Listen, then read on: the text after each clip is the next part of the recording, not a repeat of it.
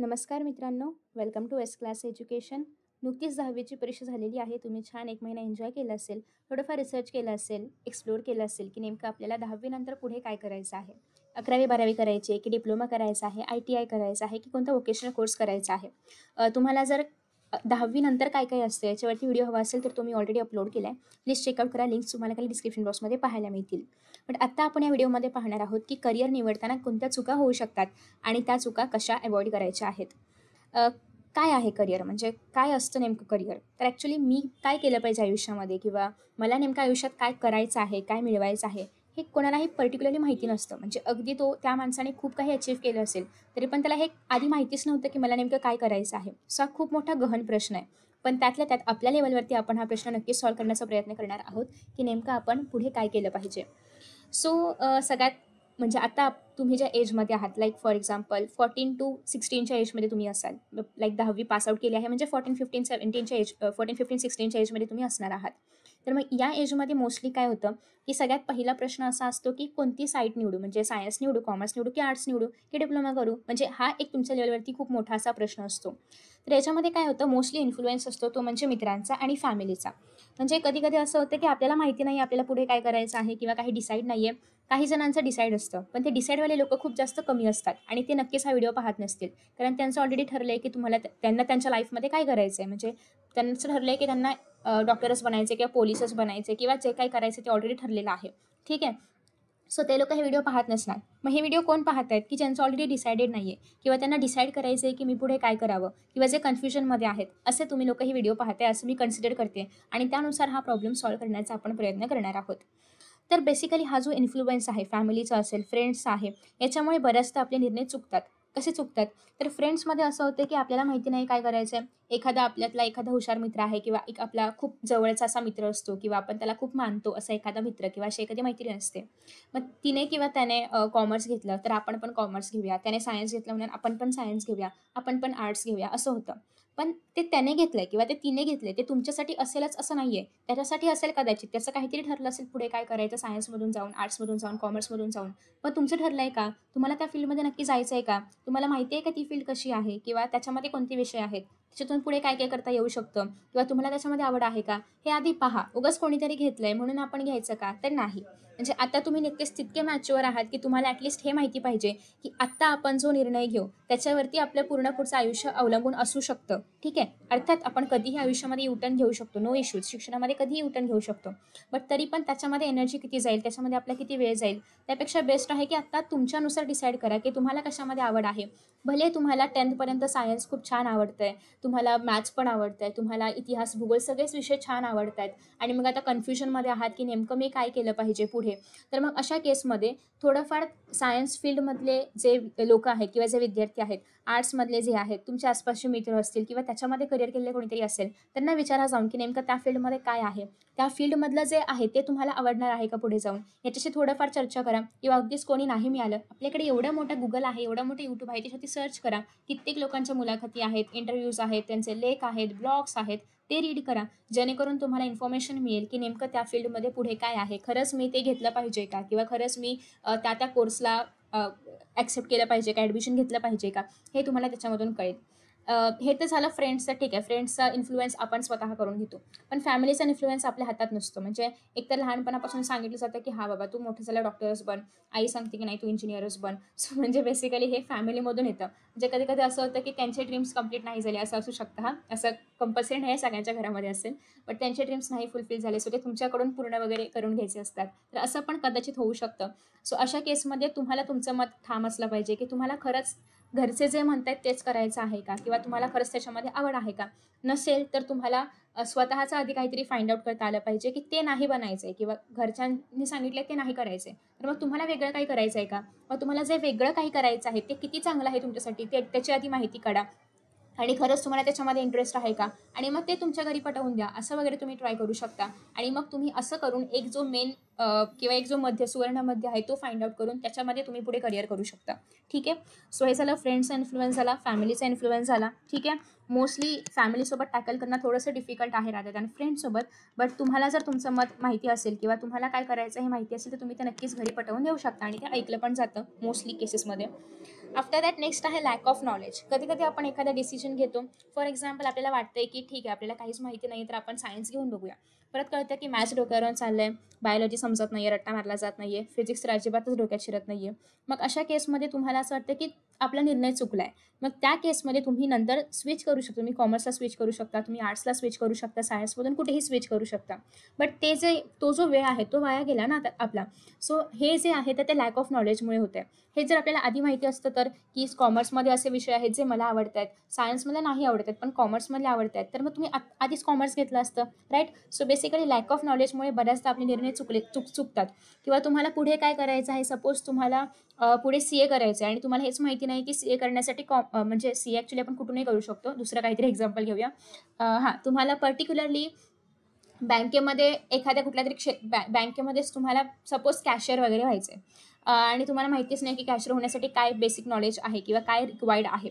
मग तुम्ही इतर कुठल्याही फील्डमधून गेलात आणि परत तुम्हाला कळतं की अरे कॅशियरसाठी तर वेगळंच काहीतरी क्वालिफिकेशन हवं होतं, आपल्याकडे ते नाहीच आहे. ठीक आहे. सो बेसिकली तुम्हाला जे काही बनायचं आहे ते आधी डिसाईड करा. कधी कधी असं होतं की मला इंजिनियर बनायचं आहे, पण त्याला सायन्सने जायचं असतं हेच माहिती नाही आहे, म्हणजे असंही होऊ शकतं. सो त्याच्यामुळे तुम्हाला आधी काय बनायचं आहे, काय व्हायचं आहे ते ठरवा. आणि मग त्याच्यानुसार तो जो काही मार्ग आहे तो कुठून निघतोय, कुठल्या स्ट्रीममधून निघतोय, तर असं काही तुम्ही बघू शकता.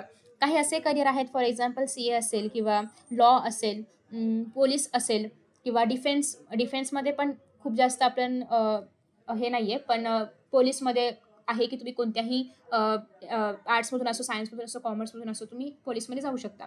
ठीक आहे. किंवा तुम्हाला पर्टिक्युलर एम-पी-एस-सी, यू-पी-एस-सी करायची आहे, तर तुम्ही कुठल्याही फील्डमधून, कुठल्याही स्ट्रीममधून तिथपर्यंत पोहोचू शकता. मग हे तुमच्यावरती आहे की तुम्ही कोणती स्ट्रीम निवडायची. ठीक आहे. सो बेसिकली त्याच्यामुळे आधीच डिसाईड करा की तुम्हाला काय व्हायचं आहे, जेणेकरून तुम्ही त्यानुसार तुमचं जे काही स्ट्रीम्स आहेत ती निवडू शकता.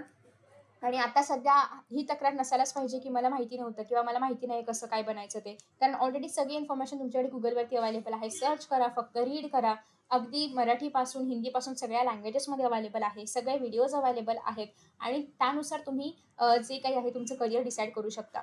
आणि दुसरी गोष्ट म्हणजे तुमच्याकडे काहीच एम नाही आहे किंवा काय काय करायचं माहितीच नाही आहे. अर्थात आपण ज्या एजमध्ये आहोत किंवा आत्ताचं जे काही एज आहे 15-16 वर्षांचं, तर या एजमध्ये अगदीच तुम्हाला ठामपणे माहिती असणं एक्सपेक्टेडच नाही आहे. कारण त्या एजमध्ये सगळ्यांनाच माहिती असतं मला काय पुढे करायचं आहे. तर सगळेजण सक्सेसफुल झाले असते. ठीक आहे. म्हणजे ऑब्व्हियसली प्रत्येक फील्डमध्ये सगळेजण सक्सेसफुल होतातच.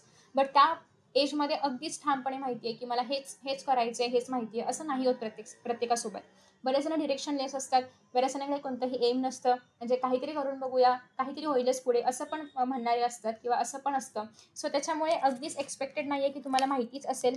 मग या केसमध्ये तुम्ही काय करू शकता, की जे नाही करायचे ते एलिमिनेट करा. म्हणजेच काय, की असं काहीतरी असेल ना, की मला अजिबातच लिटरेचरमध्ये इंटरेस्ट नाही आहे, म्हणजे मला अजिबातच ते इतिहास, भूगोल, पॉलिटिक्स, मराठी, इंग्लिश या कुठल्याही साहित्य प्रकारामध्ये किंवा अशा कुठल्याही विषयामध्ये इंटरेस्ट नाही आहे. म्हणजे या ठिकाणी आर्ट्सचा ऑप्शन निघून गेला. दुसरं असं आहे, की तुमचं असं पण असू शकतं, की मला फिजिक्स, केमिस्ट्री, मॅथमॅटिक्स या कुठल्याही विषयामध्ये काही करायचं नाही आहे पुढे. मग सायन्सचा ऑप्शन पण गेला. मग राहिलं काय, कॉमर्स. म्हणजे याचा अर्थ तुम्ही आता हे 2 ऑप्शन वगळले ना, म्हणजे याच्याकडे पुढे येणाऱ्या ज्या काही करिअरच्या अपॉर्च्युनिटीज आहेत त्या पण कॅन्सल झाल्या. मग आता फक्त उरलं काय, कॉमर्स. मग कॉमर्समध्ये तुम्हाला पर्टिक्युलरली बँकिंगमध्ये काही करायचं आहे का? तुम्हाला बॅफ वगैरे करायचं आहे का? तुम्हाला बी-कॉम वगैरे करायचं आहे का? तुम्हाला सी-ए वगैरेमध्ये जायचं आहे का पर्टिक्युलरली? तुम्हाला फायनान्स मॅनेजमेंटमध्ये वगैरे कुठे जायचं आहे का? तर मग तुम्ही याच्यामधून डिसाईड करा, की आता तुम्हाला कॉमर्स थ्रू काय करायचं आहे. मग याच्यामध्ये असे असेल, की नाही मला सी-ए वगैरे काही बनण्यात इंटरेस्ट नाही आहे, सो ते कॅन्सल झालं. मला प्लेन बी-कॉम पण नाही करायचं ते कॅन्सल झालं.